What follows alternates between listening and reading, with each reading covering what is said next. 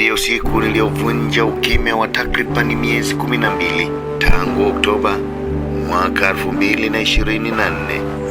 Ni siku niliyotegua kitendawili cha kuzama, kuingia, au tunaweza kusema ni siku niliyoondoa hofu na mashaka na kusema litakalokuwa na liwe, kufa ama kupona. Hii ndiyo siku ambayo wengine wanasema niliyoamua kujizira, kujikana na kushuka duarani katika mashimo ya machimbo ya madini aina ya dhahabu katika sehemu fulani hivi. Jina ninalihifadhi, wilaya ya Chunya, mkoani Mbeya.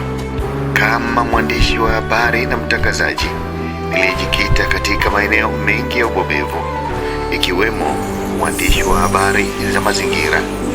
Baada ya kupikwa, nikapikika pale Chuo Kikuu cha Mtakatifu Agustino Sauti Nyegezi, Mwanza nchini Tanzania, na baadaye Chuo Kikuu cha Makerere, Uganda, chini ya ufadhili wa shirika la SIDA kutoka nchini Sweden kwa ushirikiano na serikali ya Jamhuri ya Muungano wa Tanzania. Niliona bado ninalo deni kwa Watanzania kupitia karama ama utume huu niliojaliwa na Mwenyezi Mungu.